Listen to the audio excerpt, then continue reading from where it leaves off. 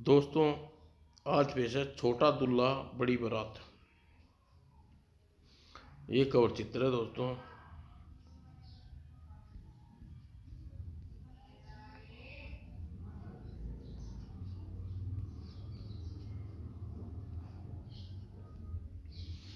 नवलगढ़ राज्य के राजा जयमल के विवाह के पूरे 20 वर्ष बीत चुके थे, लेकिन अभी तक उसे संतान सुख प्राप्त नहीं हुआ था। रानी अहिल्या संतान की चिंता में दिन प्रतिदिन दुबाले लगी थी। रानी अहिल्या ही नहीं, इस विषय में तो लेकर राजा जयमल भी चिंतित रहने लगा था। जैसे जैसे जो जैसा कहता वैसा ही करता, किंतु फिर भी उसे आशा की पूर्ण न हुई। यह देख एक दिन रानी अहिल्या ने महाराज जयमल से बोली, महाराज मेरी मानो तो आप अपना दूसरा विवाह कर लें। क्या पता दूसरी रानी आपको संतान सुख प्राप्त हो जाए। यह तुम क्या कह रही हो रानी, तुम होश में तो हो। मैं ठीक कह रही हूँ महाराज, मेरी कोख तो पत्थर की निकल गई, मेरे कारण वंशवृद्धि रुक गई। यह सपने में भी नहीं सोच सकती आप दूसरा विवाह करना होगा। लेकिन मेरा दूसरा विवाह करेंगे तो लोग हमारे विषय में क्या सोचेंगे। लोग तो कुछ भी नहीं सोचेंगे महाराज।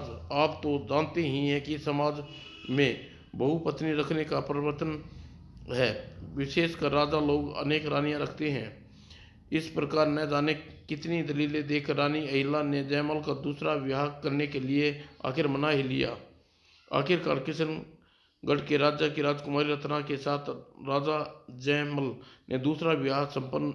नई रानी रत्ना, रानी अहिल्या ने दिल खोलकर स्वागत किया। आओ बहन रत्ना, नव नवलगढ़ राजमहल में तुम्हारा स्वागत है। और रानी अहिल्या व रानी रत्ना हिल मिलकर और सगी बहनों की तरह महल में रहने लगी। कई महीने साल बीतने पर रत्ना की भी कोख न हरी हुई। यह देख रानी अहिल्या, हमें रानी रत्ना के संतान सुख प्राप्त नहीं हुआ, हमें तुमने व्यर्थ में ही दूसरा विवाह करा डाला। लगता है हमारे भाग्य में संतान सुख नहीं है। महाराज इस प्रकार निराश न हो। रानी रत्ना, हमारी उम्मीद पूरी न हुई कर सकी तो आपका तीसरा विवाह करवाऊंगी। नहीं नहीं, इस बार तुम्हारा कहना नहीं मानूंगा। इस उम्र में दूल्हा बनकर घोड़ी पर चढ़ूंगा तो लोग हंसेंगे। महाराज आपकी मेरी सौगंध, आपको विवाह करना होगा। इस बार राजा जयमल ने रानी अहिल्या की जिद के आगे झुकना पड़ा। इस बार उसका विवाह रामगढ़ नाम के एक छोटे से राज्य की राजकुमारी पद्मा से हुआ। इस विवाह के कुछ माह ही बीते बाद महीने बाद की बात है कि एक दिन जब पद्मा रानी अहिल्या रानी रत्ना के साथ राजकीय उद्यान में घूम रही थी। पद्मा रत्ना रानी रत्ना और अहिल्या दौड़कर पद्मा की बाहों में समाती हुई उसे रानी पद्मा बेहोश उद्यान में गिरी और दासियों ने बेहोश पर पद्मा को उठाकर कक्ष में पहुंचाया। पद्मा की बेहोश होकर गिरने की बात सुनकर राजा जयमल दरबार छोड़कर तुरंत ही दौड़ा दौड़ा उसके पास पद्मा का निरीक्षण कर रहे दिए थे। राजवैद्य ने उन्हें उनके आतुरता से पूछा, राजवैद्य रानी पद्मा को क्या हुआ, इस तरह बेहोश क्यों हो गई। महाराज घबराइए नहीं, रानी पद्मा को कुछ भी नहीं हुआ, बल्कि अब नवलगढ़ में बड़ी खुशी का दिन है। क्या बात है, क्या मतलब है महाराज, रानी पद्मा इन दिनों गर्भवती हैं क्या। हाँ, गर्भवती होने के कारण इन्हें उद्यान में घूमते हुए चक्कर आ गया, जिनसे बेहोश होकर गिर गई और कुछ देर में स्वयं ही होश में आ जाएगा। ओह, तो यह बात है। भगवान, तू बड़ा दयालु है, आखिर तूने मेरी पुकार सुन ली। और समाचार सुनकर जयमल व रत्ना खुशी से का कोई छोर न था। और उस रात जयमल रानी पद्मा के शयन कक्ष में पहुंचा। रानी पद्मा, आज तुमने मेरी झोली खुशियों से भर दी, जिस खुशियों की आस छोड़ बैठा था। खुशी के मौके पर आज तुम्हें जो भी मांगोगी वह देने को तैयार हूँ। ऐसा? हाँ रानी, मांगो, क्या मांगना है तो सुनिए महाराज। मैं कस्तूरी मृग सुना है, प्रसव काल में यदि कोई गर्भवती स्त्री अपने पास कस्तूरी रखे तो गर्भ उत्पन्न संतान तेजस्वी और सुंदर होती है। ओह, लेकिन कस्तूरी मृग का शिकार के लिए हमें दूसरे राज्य के जंगल में जाना होगा। हमारे राज्य में जो जंगल पड़ते हैं उन जंगलों में कस्तूरी मृग मिलते ही नहीं। तो क्या हुआ? आप दूसरे राज्य से जंगलों में जाकर कस्तूरी मृग का शिकार कर लाइए महाराज। रानी, तुम जैसा सोच रही हो यह कार्य उतना सरल नहीं है। सुना है नील वन में कस्तूरी मृग पाए जाते हैं और नीलवन सुंदरगढ़ की सीमा में पड़ता है। रानी, सुंदरगढ़ के राजा नारक सिंह हमारी घोर शत्रुता है। ऐसे में हम नीलवन में जाकर कस्तूरी मृग का शिकार कर सकते हैं? ओह, तो मैं व्यर्थ में ही अपने मुख की इच्छा प्रकट करी महाराज। और पद्मा क्षोभ से भर उठी। यह देख जयमल ने उससे कहा, रानी, तुमने पहली बार हमसे कुछ मांगा है। हम जैसे भी हो तुम्हारी यह इच्छा अवश्य पूरी करेंगे महाराज। यह यह कि आपने खुशी की बात, यह कि ना अपने खुशी की बात। और जयमाल अगले दिन कुछ सैनिकों के साथ कस्तूरी मृग का शिकार करने के लिए नीलवन की ओर चल पड़ा। भगवान, छोटी रानी की जिद पर महाराज कस्तूरी मृग के शिकार कर नीलवन जा रहे हैं। न जाने मेरा मन क्यों घबरा रहा है। मेरे स्वामी की रक्षा करना भगवान। और जयमाल काफिला अहिला की नज़रों से ओंझल हो गया। धड़कते दिन से राजमहल की छत से नीचे उतर आई। और उधर जयमाल सैनिकों के साथ चोरी छिपे नीलवन में जा पहुंचा। वन में पहुंचने पर वह कस्तूरी मृग की तलाश करने जुट गया। अपरिचित वन में घोर कठिनाइयों का सामना करना पड़ा, लेकिन फिर भी जान हथेली पर रखकर कस्तूरी मृग की खोज में जुटा रहा। कई दिनों लगातार नीलवन की खाक शांता में रहा। कस्तूरी मृग के दर्शन भी न हुए। कस्तूरी मृग की खोज में नीलवन से भटकते हुए कई दिन बीत गए। एक दिन कस्तूरी मृग का शिकार में सफलता नहीं मिली। क्या करूं, वापस नौलगढ़ लौट चलूं? खाली हाथ लौटना भी ठीक नहीं है। और उसके सामने खाने पीने की समस्या भी समाप्त का वह का सामान भी समाप्त हो गया। इधर इधर ने सुंदरगढ़ के राजा नारसिंह को सूचना दी। महाराज, नवलगढ़ का राजा जयमल अपने सैनिकों के साथ कई दिनों से नीलवन की कस्तूरी मृग की खोज कर रहा है। क्या जयमल उसकी इतनी हिम्मत हमारी सीमा में घुसकर कस्तूरी मृग का आखेट करे? जयमल को हम उसकी सजा अवश्य चुकाएंगे। नारसिंह उसी समय सैनिकों के साथ बड़ी टुकड़ी के साथ नीलवन में चला। और राजा जयमल के सामने नारसिंह जमकर युद्ध हुआ। जयमल और उसके सैनिक भूखे प्यासे थे, इसलिए सिर दिए हौसले प्रस्त हो गए। और तभी जयमल कटी हुई वृक्ष की जमीन पर गिरा, सिर दी तड़प कर अपने प्राण त्याग दिए। और जयमल के साथ साथ हुए घायल सैनिकों के पीछे पीछे साथ एक घायल सैनिक पेड़ के पीछे छिप कर खड़ा यह देख रहा था। नारसिंह महाराज की मौत की घाट उतार दिया। मुझे नवलगढ़ पहुंचकर यह दुखद सूचना महारानी अहिला को देनी चाहिए। यह सोच वह गिरता पड़ता छिपता नवलगढ़ जा पहुंचा। उधर जयमल की छाती पर पांव रखकर नारसिंह अट्टहास कर रहा था। हा हा, तूने मुकाबला करने चले थे, यह बूढ़ा राजा भुगत लिया इसका परिणाम। और दूसरी ओर घायल सैनिक गिरता पड़ता जब जैसे ही नवलगढ़ की अहिला के सम्मुख पहुंचा। क्या हुआ सैनिक, तुम्हारी यह हालत किसने की? और सैनिक ने किसी तरह अपनी दशा पर काबू पाया और तत्पश्चात रानी गजब हो गया। नवलगढ़ के राजा नारसिंह ने महाराज को मौत की घाट उतार दिया। हाँ रानी, मैं सच कह रहा हूँ, वो आखिर वही हुआ जिसका मुझे डर था। रानी अहिला चीख चीख कर पृथ्वी पर गिर पड़ी और बुरे समाचार को सारे नवलगढ़ में फैला दिया। और रानी अहिला को जब होश आया तो रानी पद्मा व रानी रत्ना के समीप बैठी थी। उसे होश में आते ही, दीदी यह कैसी गाज गिरी हम पर? बू दीदी, यह सब मेरे कारण हुआ है, मैं अपराधी हूँ। मेरी इज्जत पर महाराज राकेट नील बन गए थे। रानी अहिला की आंखों में आंसू बहने लगे। कुछ देर बाद जब तीनों जी भरकर रो चुकी थी, बहन पद्मा किसी सेवक को भेजकर सिद्धि प्रधानमंत्री महादेव को बुलाओ। जो दे दी। और पद्मा के आदेश पर सेवक प्रधानमंत्री महादेव को उसी समय बुलाने चला गया और प्रधानमंत्री महादेव रानी अहिला के सामने खड़ा था। आज्ञा दीजिए बड़ी रानी जी। प्रधानमंत्री महाराज स्वर्गवासी हो गए हैं, इसलिए हमारा हमारा जीवित रहना व्यर्थ है। आप हमारे लिए चिता सजवाएं, सती होना चाहते हैं। उसके जाने के बाद रानी रत्ना व रानी पद्मा रोती हुई अहिला से बोली, दीदी हम भी तुम्हारे साथ सती होंगी। अहिला एक झटके में दोनों को परे हटाया। पागल हुई हो क्या तुम?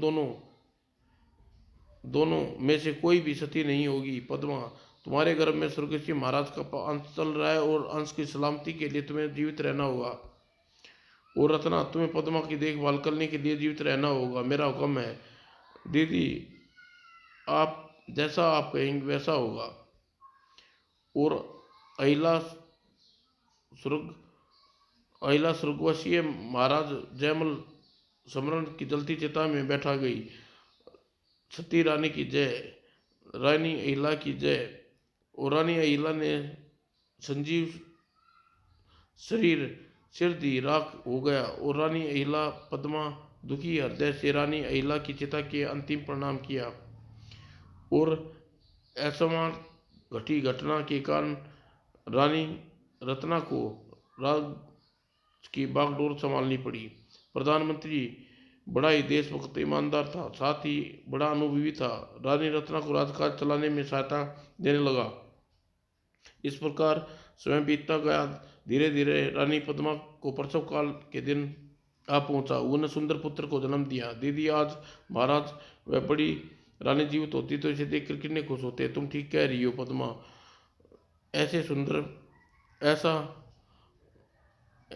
ऐसा सुख देखना उनके कब नसीब से कब बंधा था। पद्मा पुत्र पैदा होते ही की खबर सारे राज्य में विद्युत की तरह फैल गई और सारे राज्य में खुशियां मनाई गई। और शुभ मुहूर्त पर अन्य राजकुमार का नामकरण संस्कार हुआ। युवराज नाम पैसे निकला, इसलिए परिमल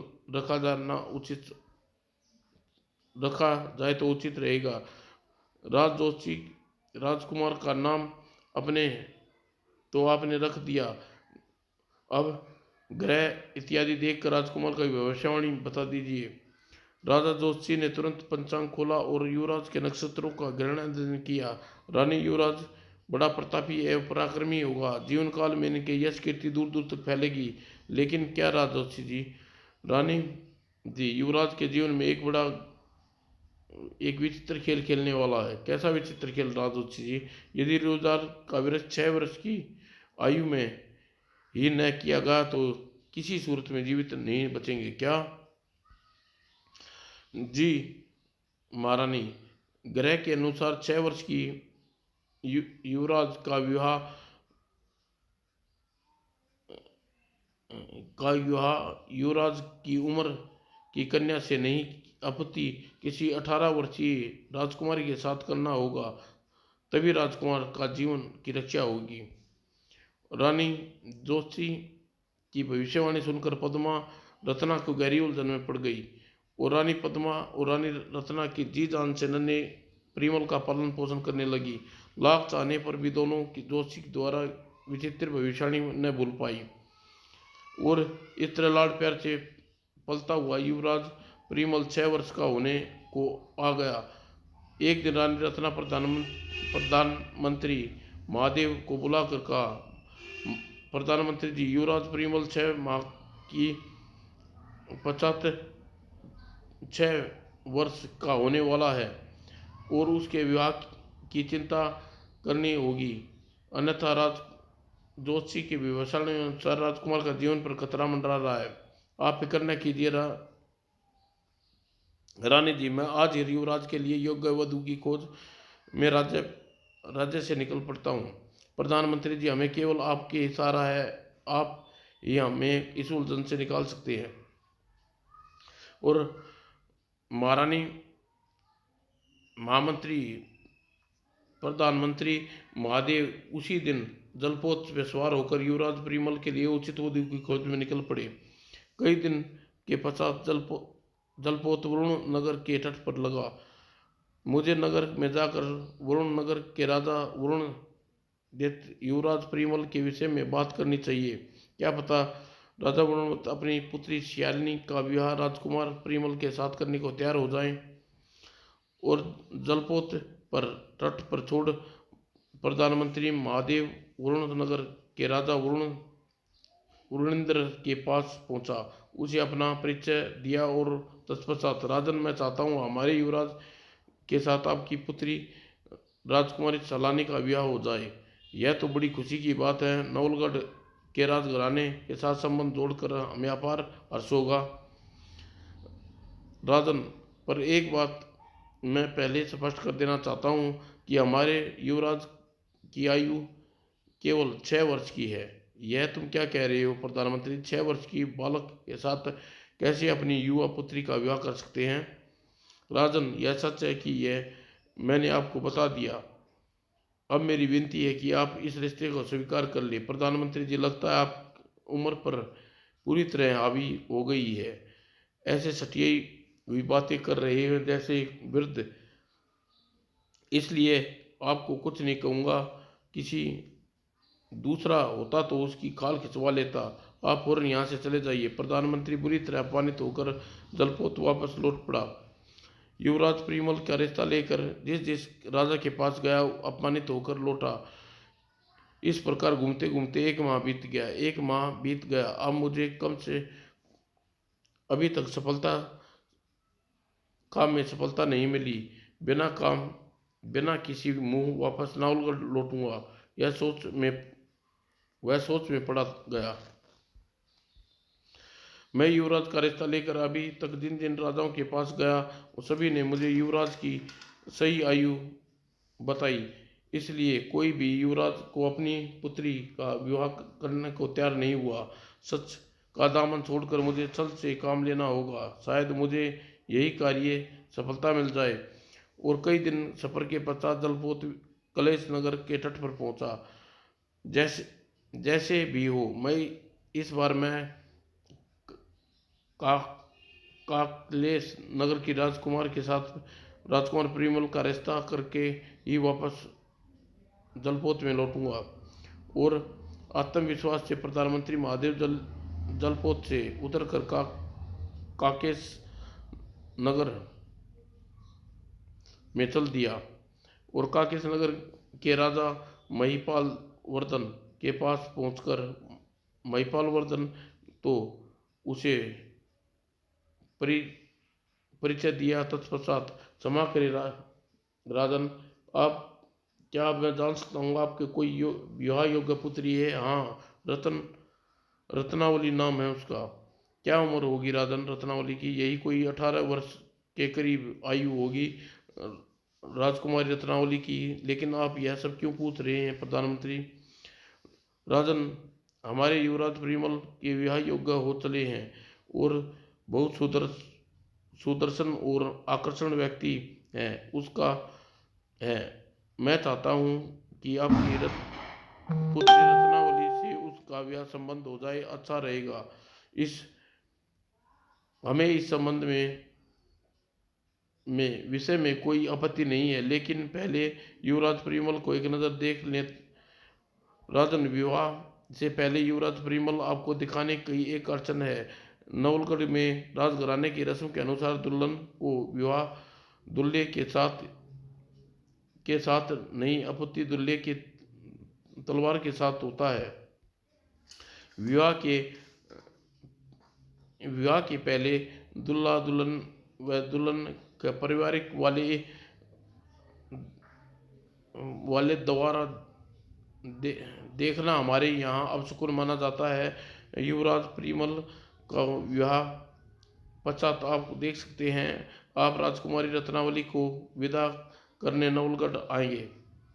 वो बड़ी विचित्र रस्म है यह नवलगढ़ के राजघराने की। खैर, कोई बात नहीं, फिर भी हम रिश्ता स्वीकार है। इधर ये बातें हो रही थी, उधर दूसरी ओर काके नगर नगर में राजमहल में मंदिर में राजकुमारी रत्नावली पार्वती माँ की पूजा कर रही थी। माँ, मुझे ऐसा पति देना युक्तियाँ देखकर भाग्य परीक्षा करने लगे। मेरा होने वाला पति लाखों में एक हो। पूजा अर्चना के पश्चात उसकी आंखें खोली। वाह! पार्वती माँ ने मेरी प्रार्थना स्वीकार कर ली। संदूर का प्रतीक लाल फूल की प्रतिमा पर छिड़क कर माँ मेरे उज्जवल आंचल में गिरा है। इसका मतलब मेरा मनचाहा पति मिलेगा। प्रशंसा और आवेश में कांपती हुई रत्नावली लाल फूल को श्रद्धा के साथ अपने मस्तक पर लगाया और पार्वती माँ की प्रतिमा को प्रणाम करके मंदिर से चली आई। और दूसरी ओर युवराज परिमल व राजकुमारी रत्नावली के विवाह की बात वह दिन पक्का कर प्रधानमंत्री महादेव राजा महिपाल वर्धन की से विदा लिए खुशी खुशी नवलगढ़ की ओर लौट चले। भगवान, तूने मेरे वचन की लाज रख ली। मैं चैन से रानी रत्ना को अपना मुंह दिखा पाऊंगा। और नवलगढ़ पहुंचकर उसने रानी रत्ना को सारी बात बताई और सारी बात जानकर रानी रत्ना खुश हो उठी। प्रधानमंत्री जी, यह संबंध तय करके आपने हमारे सिर पर बहुत बड़ा उपकार किया है। हम आपको आभारी रहेंगे।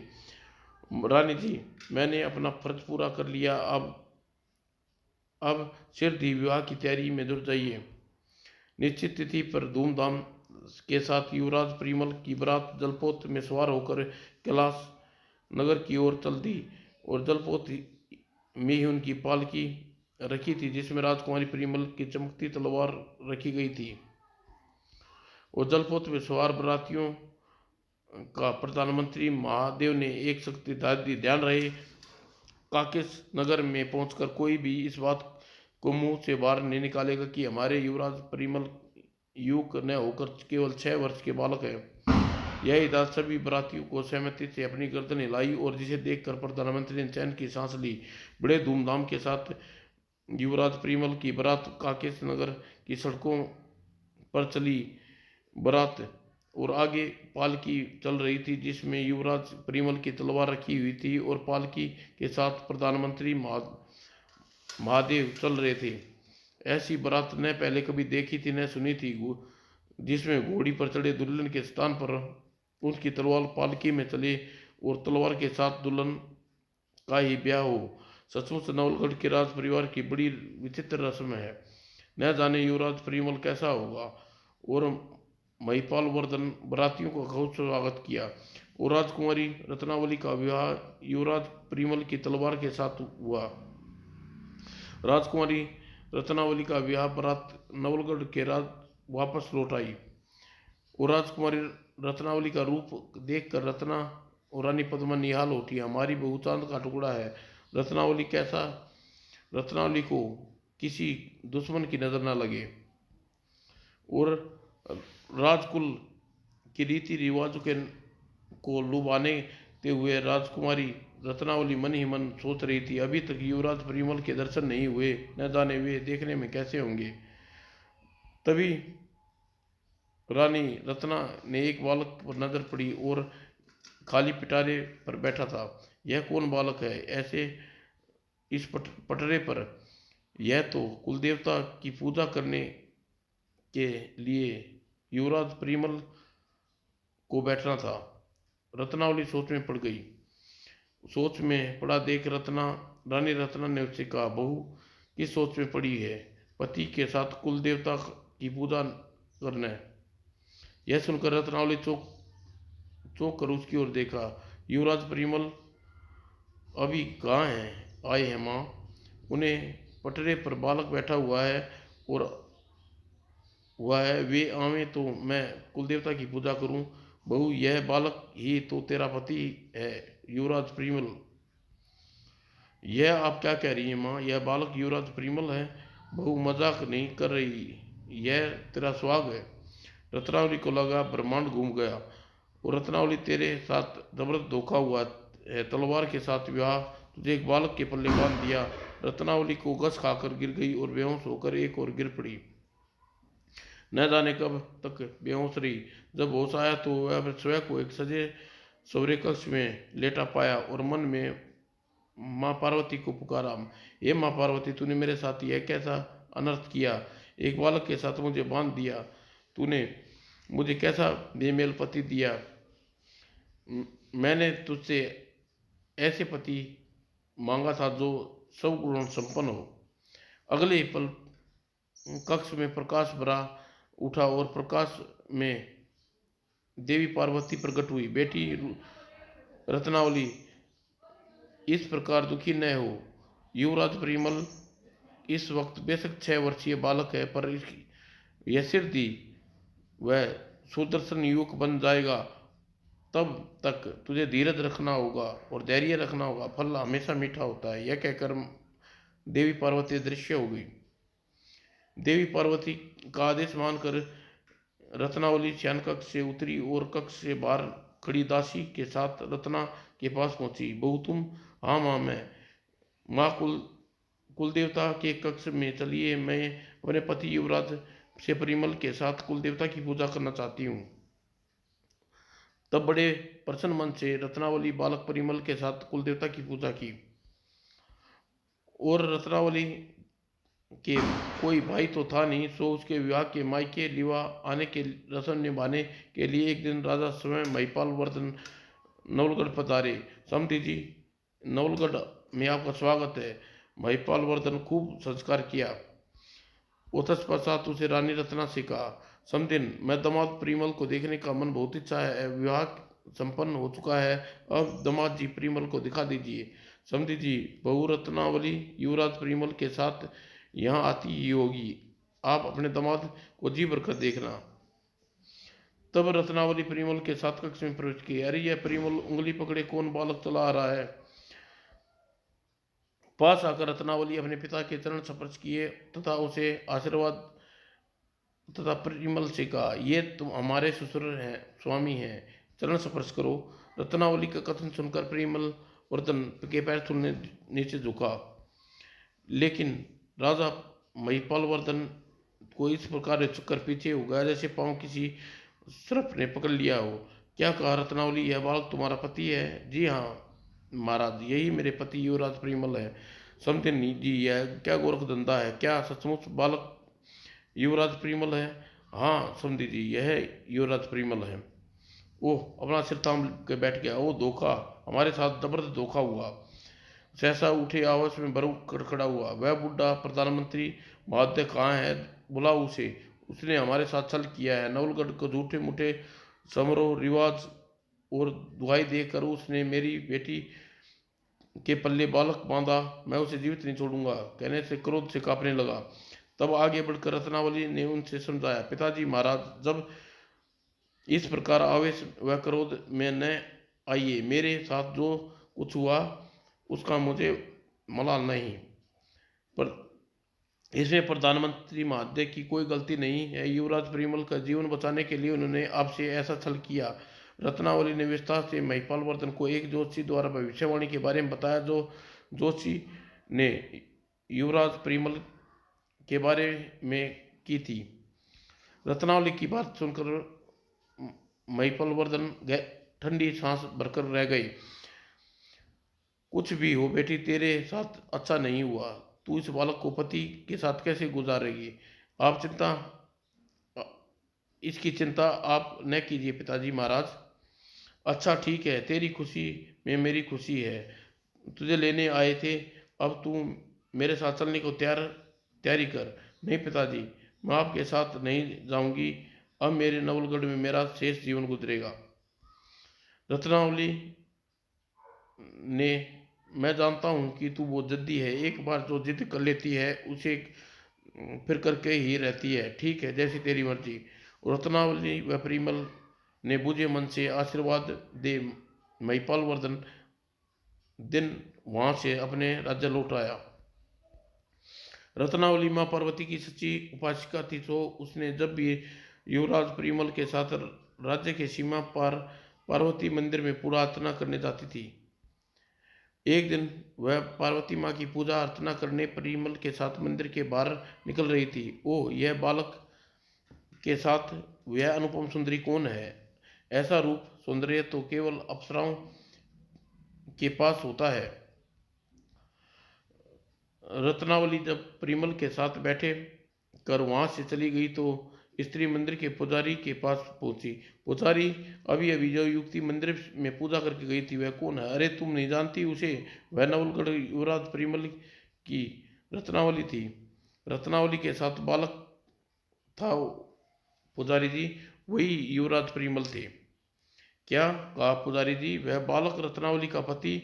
लेकिन यह कैसे हो सकता है? एक बालक एक युवती का पति? किसी को विधि का विधान कहते हैं बेटी। इस संसार में सब कुछ हो सकता है। हाँ, यह ठीक कह रहे हैं पुजारी जी। रत्नावली बालक युवराज परिमल को देखकर आपका कहना सत्य प्रतीत होता है। और यह हैरानी में डूबी स्त्री वहां से चली गई। और फिर उसी संध्या, जब संध्या के समय की बात थी, जब सुंदरगढ़ में वह स्त्री नाहर सिंह से कह रही थी, महाराज, नवलगढ़ राज्य की सीमा पर स्थित महादेव मंदिर के बाहर आज मैंने संसार का 8वां अजूबा देखा। कैसा अजूबा? बात घुमा फिरा कर नहीं, अपुती सीधी सीधी बताओ फुलवा। सुनिए महाराज, मैंने अप्सराओं के समान अत्यंत सुंदरी रत्नावली को देखी। उसके साथ 6-7 वर्षीय पति परिमल भी था, जो नवलगढ़ का युवराज है। क्या कहा? युक्ति 6 वर्षीय का पति? हाँ महाराज, सच कहा मैंने। युक्ति भी ऐसी जिसके सामने सुरलोक की अप्सराएं भी पानी भरी। तो फिर ऐसी अवदिन सुंदरी नवलगढ़ में क्या कर रही है? हमारे रानीवास में होना चाहिए। महाराज, रत्नावली सुंदरी होने के साथ साथ ही बड़ी किसी की पत्नी भी है। वह भले ही रानीवास की शोभा कैसे बन सकती है? पुलवा, तुम कह रही हो तो तुम जिसके लिए कोई भी कार्य संभव नहीं है।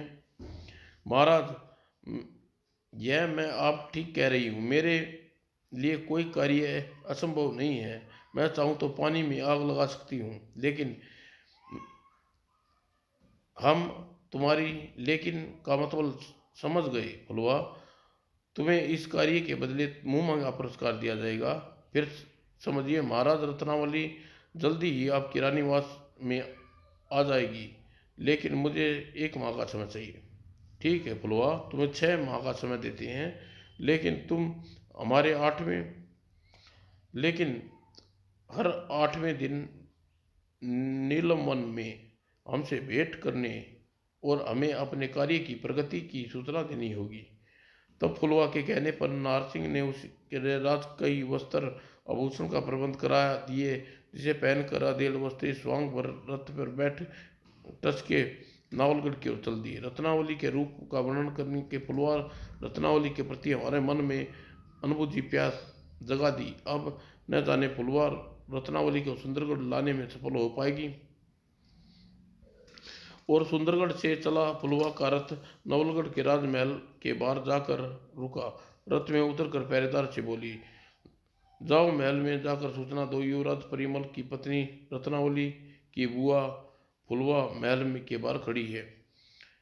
और पहरेदार महल में सूचना देने चलेगा। यह सूचना पाती ही रत्ना व रानी पद्मा तुरंत ही दौड़ी दौड़ी महल के द्वार पहुंची। आप द्वार पर ही क्यों रुक गई? आइए महल में चलिए। वे दोनों आदर सहित फुलवा को राजमहल में ले आई। फुलवा उन्हें राजकीय अतिथि गृह में रत्नावली के कक्ष में पहुंची। और राजकुमारी रत्नी, तुम्हारी फुलवा बुआ आई है। मेरी बुआ? लेकिन मेरी बुआ कोई नहीं है। तो फिर वह कौन है जिसने तुम्हारी बुआ समझकर आज के अतिथि गृह में ठहरा दिया? चलिए माँ, अतिथि गृह में चलकर देखते हैं माजरा क्या है।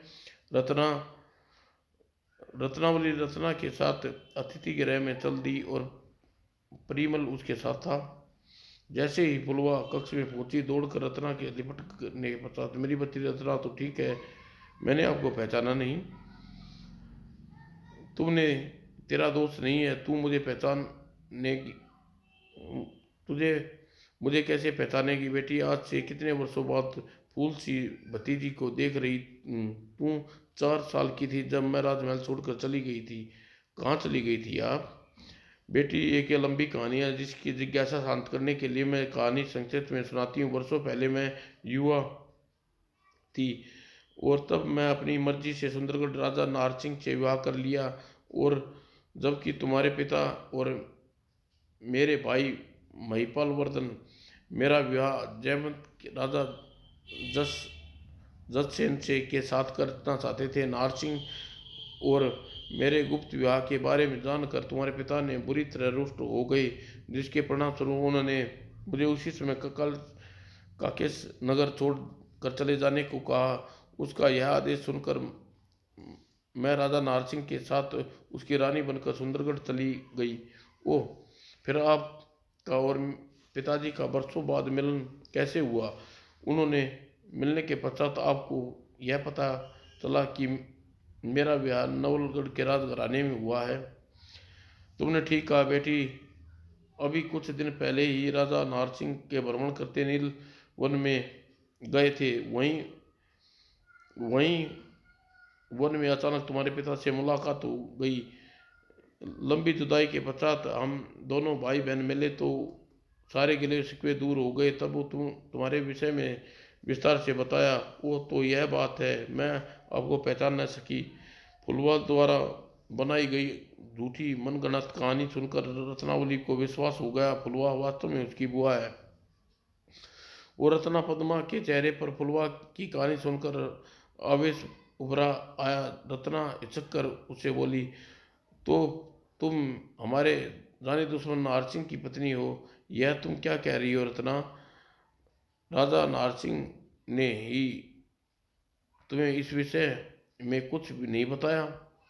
मैं वही कह रही हूँ जो सच है। तुम्हारे पति, हमारे निर्दोष पति के अकारण ही मौत के घाट उतार दिया, हमें विधवा बना दिया। ओह रानी जी, यदि ऐसी बात है तो मैं अपने पति को और से आपसे माफ़ी मांगती हूँ। यह सुनकर फुलवा रत्ना के आगे हाथ जोड़ जोड़ दिए। यह देख रत्ना बुरी तरह अचपचा गई। अरे अरे, यह क्या कर रही हो आप उम्र में हमसे बड़ी हैं, आपका इस प्रकार हमारे आगे हाथ जोड़ना उचित नहीं है। पहले आप यह कहिए कि आपने मेरे पति को क्षमा कर दिया। यह सुन रत्ना लंबी सांस खींची। ठीक है, आपकी विनम्रता देखकर मैं नारसिंह को क्षमा करती हूँ। आप हमारी अतिथि हैं, आप जो चाहें नवलगढ़ में रह सकती हैं। धन्यवाद रानी जी। और फुलवा यही तो चाहती थी। अपनी सफलता पर वह मन ही मन खुश हो उठी। मूर्ख फुलवा रत्नावली की बुआ बनकर सम्मान के साथ महल में रहने लगी। रत्नावली बुआ होने के कारण उस पर बड़ा आदर सत्कार करते और हर प्रकार खुश करने की कोशिश में लगे रहते। वाह फुलवा, तेरे भी क्या नसीब बदले। कभी सपने में भी नहीं सोचा था कि इस प्रकार राजाओं का सुख भोगेगी। इस प्रकार एक सप्ताह बीत गया और 8वें दिन फुलवा रत्नावली नगर भ्रमण की इच्छा प्रकट कर अकेली ही रथ में बैठकर महल के बाहर निकली। राजा नारसिंह को अपने 8 दिन की मैंने नीलवन में मिलने को कहा था। नगर भ्रमण के बहाने मैं राजा नारसिंह से मिल भी आऊंगी और किसी को इस बात का कानो कान भनक भी नहीं लगेगी। और सिर धीर उसका रथ नीलवन में पहुंचा। नारसिंह पहले ही वहां उसकी प्रतीक्षा में था। कहो फुलवा, अपना कार्य में कितनी सफलता पाई? महाराज, इस कार्य में पूरा करने के लिए मुझे पूरे 6 माह का समय दिया है, लेकिन इस कल ही इस कार्य को सफलता पा लूंगी। ऐसा? हाँ महाराज, मैंने पता लगा लिया है कि रत्ना परिमल के साथ सीमा पर महादेव मंदिर में पार्वती की पूजा प्रतिदिन जाती है। कल उसके साथ ही मंदिर जाऊंगी। कहकर फुलवा धीरे धीरे अपनी आगामी योजना समझाने लगी। और नारसिंह सारी योजना समझने के पश्चात वह बोली, महाराज, कल जब रत्नावली मुझे लेकर वन में पहुंचे तो आप मुझ यहीं मिलिए। यहीं पर आपको रत्नावली सौंप दूंगी और आगे आप जाने और आपका काम। ठीक है फुलवा, हम कल प्रातः ही इस वन में आकर डट जाएंगे। और नारसिंह से विदा ले फुलवा नवलगढ़ की ओर लौट गई। अगले दिन रत्नावली परिमल के साथ रथ में बैठकर पूजा करने महादेव मंदिर की ओर जाने लगी। बेटी, तुम प्रतिदिन दामाद जी के साथ रथ में बैठकर कहाँ जाती हो? बुआ जी, मैं प्रतिदिन महादेव के मंदिर में जाकर पार्वती की पूजा करती हूँ। ओह, पार्वती माँ की उपासिका तो मैं भी हूँ बेटी। मुझे आज अपने साथ माँ पार्वती के दर्शन हेतु ले चलो। और नवलगढ़ में आई हूँ, एक बार भी माँ पार्वती की अर्चना नहीं की। बुआ जी, आप हमारे साथ मंदिर चलना चाहती हैं? यह तो बड़ी खुशी की बात। आइए, रथ में आ जाइए। फुलवा झट से रथ में चढ़ गई और आदेश पा सारथी ने रथ आगे बढ़ा दिया। मंदिर में पहुंचकर रत्नावली विधि पूर्वक माँ पार्वती की पूजा अर्चना की। मंदिर के बाहर निकलते ही मुझे अपनी चाल चल देनी है, तभी कार्य में सफलता मिल पाएगी। और पूजा अर्चना करने के बाद वे लोग मंदिर से बाहर निकले। बेटी रत्ना, यहाँ से कुछ दूरी पर एक वन है। वन में पार्वती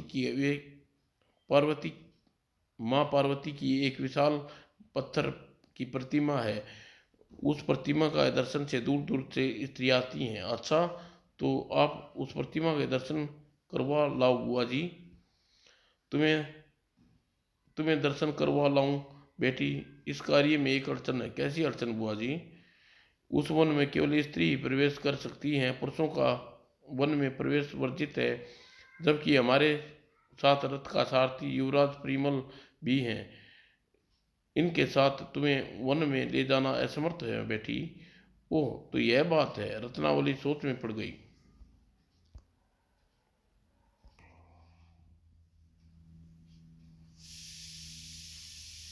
कुछ सोच कर उसने फुलवा से कहा, बुआ जी, ऐसा करते हैं, युवराज को यहाँ से रथ और सारथी के पास छोड़कर आप और मैं केवल रथ में बैठकर वन वन में प्रतिमा के दर्शन करने चलते हैं और लौटते समय युवराज के सारथी को अपने साथ ले लेंगे। हाँ, यह ठीक रहेगा। तब रत्नावली परिमल से कहा, स्वामी स्वामी, आप कृपा आप यहीं सारथी के साथ रुकिए। बुआ जी के साथ जाकर पार्वती माँ के दर्शन करके आऊँ। यदि ठीक है रत्नावली, तुम यहीं मैं मैं यहीं बैठकर तुम्हारी लौटने की प्रतीक्षा करूँगा। और प्रणा वह परिमल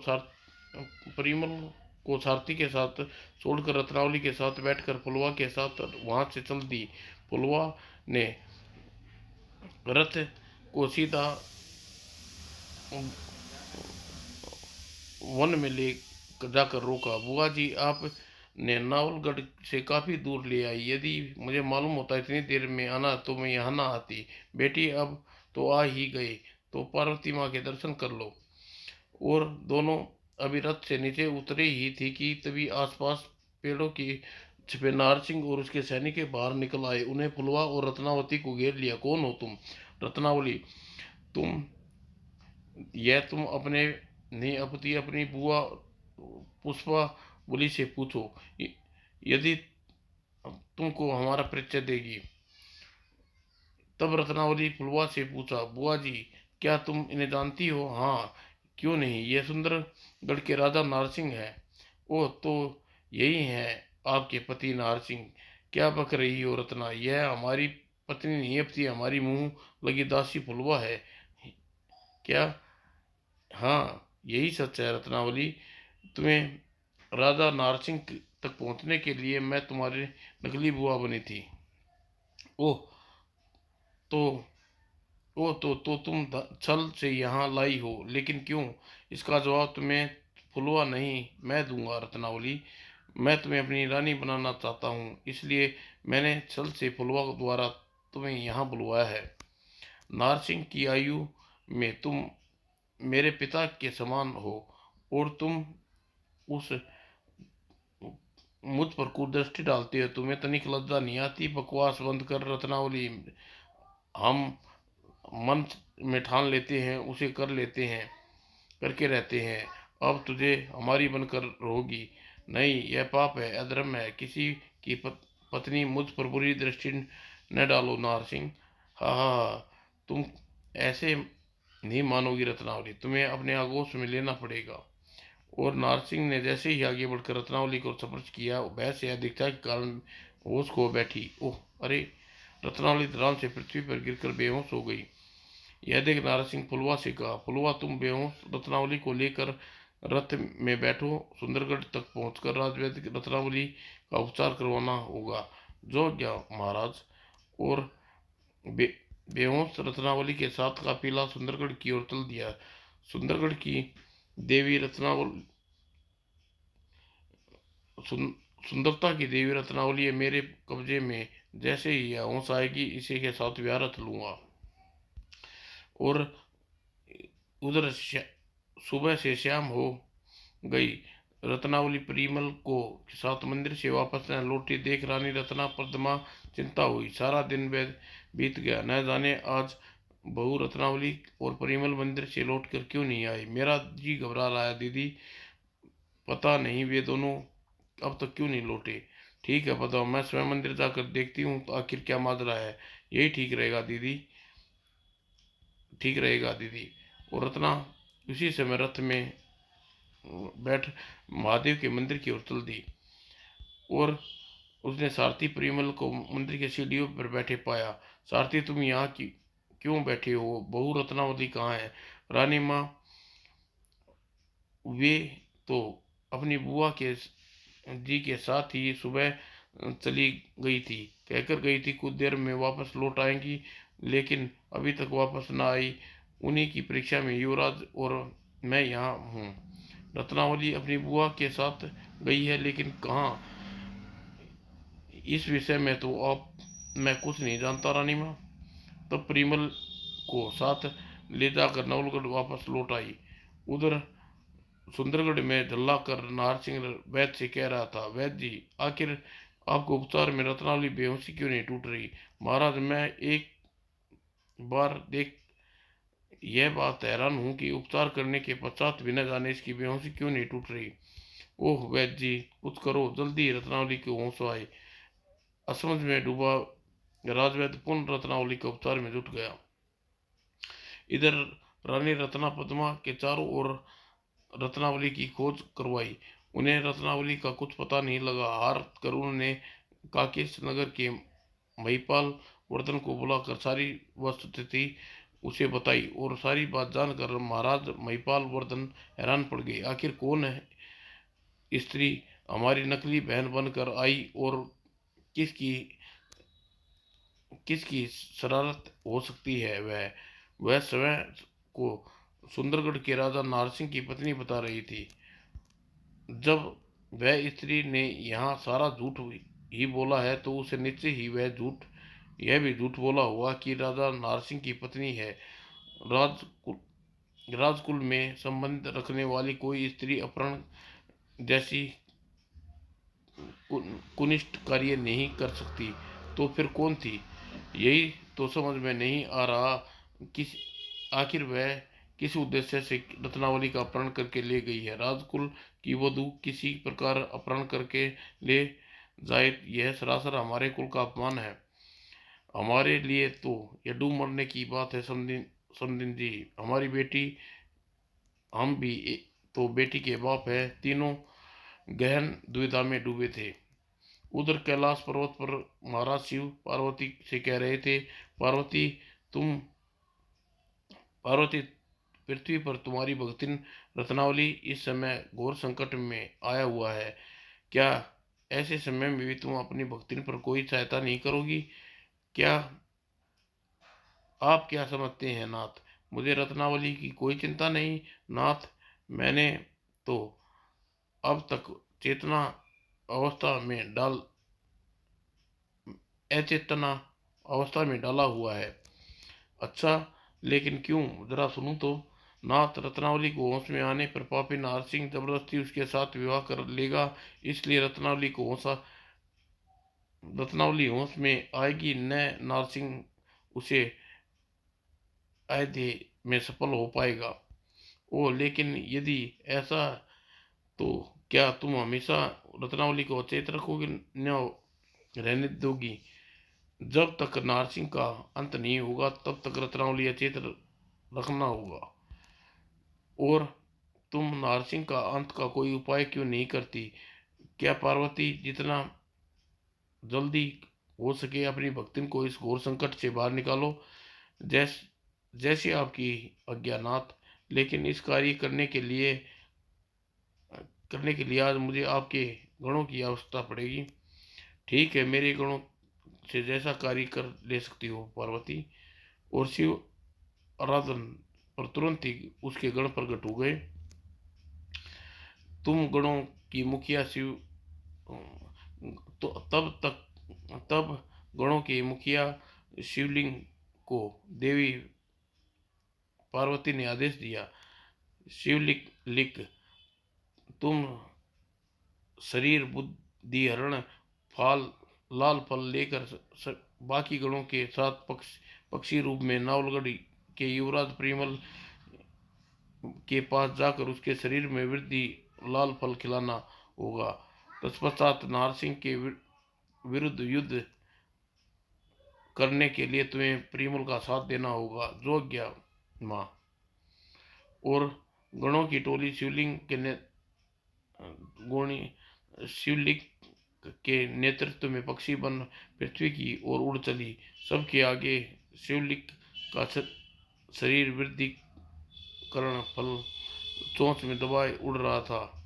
और उधर परिमल उदास राज उद्यान में बैठा सोच रहा था, रत्नावली मुझे छोड़कर जाने कहाँ चली गई?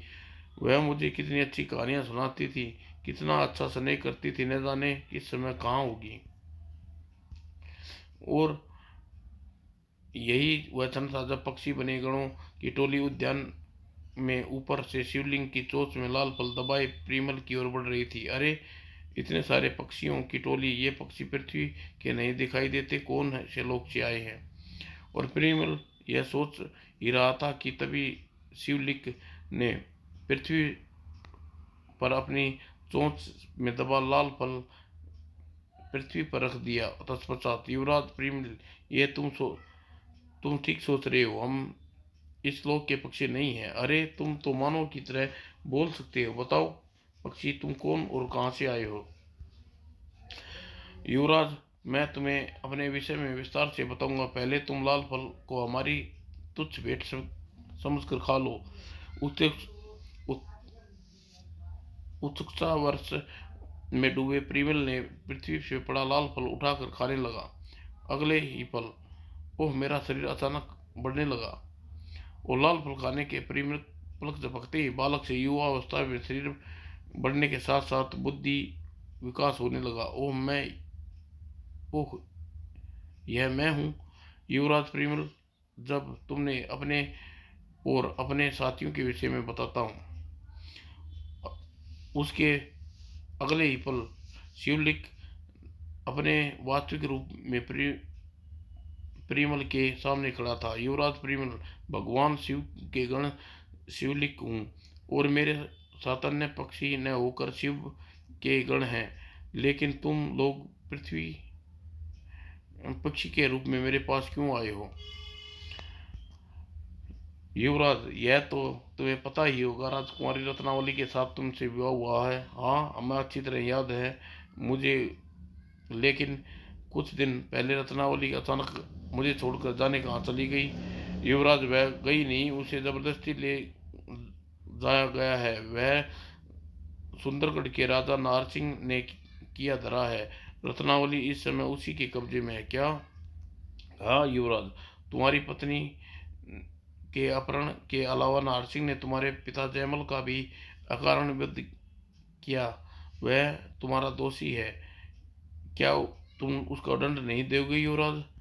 यह सुन परिमल आवेश में भर चला उठा। नारसिंह की यह मजाल, मैं अभी उसे आक्रमण करके उसके अपनी करनी का मजा चखाता हूँ। युवराज, इसी उद्देश्य पूर्ति के लिए हम गण तुम्हारे साथ आए हैं। आओ आओ, यहीं से तुम्हारे साथ सुंदरगढ़ चलें और बिना शस्त्र अस्त्रों से ही हमारी गण नारसिंह के चक्के छुड़ा देगी। ठीक है, मैं तुम्हारे साथ चलने को तैयार हूँ। और शिवलिंग पुनः पक्षी बन गया और उसके कहने पर परिमल की पीठ पर बैठ गया। तत्पश्चात पक्षियों का काफिला वहां से सुंदरगढ़ से उड़ चला और सिरदी अद्भुत काफिला सुंदरगढ़ के में जा तब सारे गण असली रूप में आ गए। तत्पश्चात शिवलिक परिमल से बोला, युवराज आओ, अब राजा नारसिंह पर आक्रमण करे। खाली हाथ आक्रमण, तब तो नारसिंह सेना हमें गाजर मूली इतने काट खाएगी। युवराज अकल्पनीय बात की कल्पना करते डर रहे हैं। हमें शिव गणों हैं, हमारा कोई कुछ नहीं बिगाड़ सकता। रही बात सो तुम जिस शरीर में वृद्धावस्था का फल खाया है, उसी तुम्हारे शरीर में 100 हाथियों का बल आ गया है। साथ ही तुम्हारा शरीर वज्र के समान कठोर बन गया है। तुम्हारे शरीर पर कोई अस्त्र शस्त्र कामयाब नहीं होगा। अब तुम अजय बन गए हो युवराज। ओह, तो अब तो कोई डर की बात नहीं है। और तब राह रोकती बाधा को पार करते हुए परिमल गणों की सेना राजा सुंदरमल के महल की ओर बढ़ गई। ये कैसे मानव हैं जो इनके शरीर पर तीर तलवार भाले किसी भी अस्त्र का असर नहीं हो रहा है। ओह, और नारसिंह इधर बदहवास सा एक सैनिक महल में राजा नारसिंह के पास पहुंचा। महाराज, महल में विचित्र प्रकार के प्राणियों ने धावा बोल दिया, उन पे किसी प्रकार के अस्त्र शस्त्र का प्रभाव नहीं हो रहा। क्या बक रहे हो? ऐसा क्या प्राणी लोहे के बने हैं? यही वो क्षण था जब अपने साथियों साथ परिमल उस कक्ष में आ धमका, नारसिंह, मैं तेरे पापों का घड़ी को फोड़ने के लिए मैं आ गया हूँ, मरने के लिए तैयार हो जा। कौन है तू?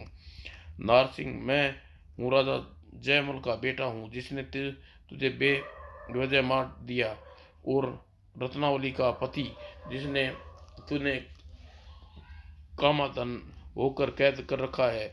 ओह, तू युवराज परिमल है, लेकिन तू 6 वर्ष का बालक, तू युवा कैसे हो गया?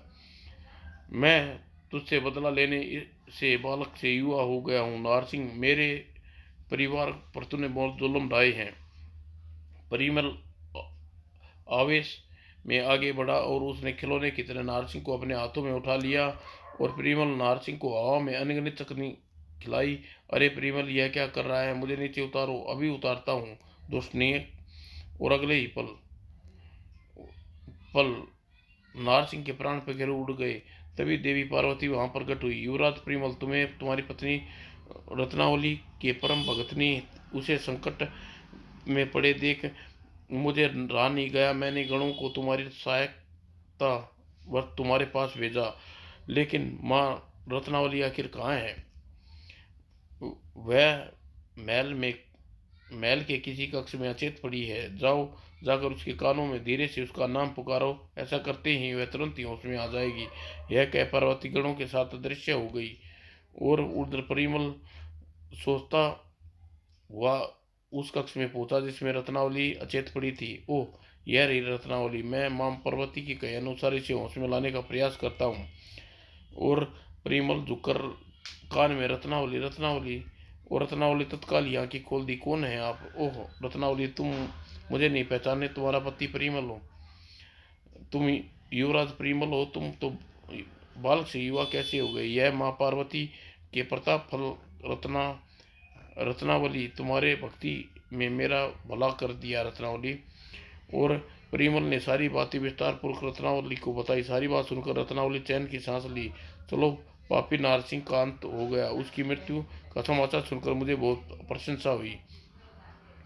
उधर राजा नारसिंह के असंख्य सैनिकों को मारे जाने का समाचार सुनकर दरबारी में बचे कुचे सैनिक भौचक्के रह गए और बचने का कोई चारा न देखकर उन्होंने सबने परिमल के सम्मुख आत्मसमर्पण कर दिया। राजा तब एक राजा नारसिंह के किशोर तब तक नारसिंह के किशोर पुत्र मेहर सिंह भी परिमल से कहा, मित्र, मुझे तुम्हारी से कोई दुश्मनी नहीं है। चूंकि तुम्हारे पिता स्वर्गवासी हो गए हैं, इसलिए तुम्हें सुंदरगढ़ का राजपाट अब मैं तुम्हें सौंपता हूँ। और मेहर सिंह को सुंदरगढ़ का राजपाट सौंप परिमल रत्नावली के साथ नवलगढ़ लौट आया। परिमल को युवा देख रत्ना पद्मा खुशी से पागल हो उठी। साथ में रत्नावली को सुकुशल देख उसकी प्रशंसा दुगनी हो गई। समाप्त दोस्तों।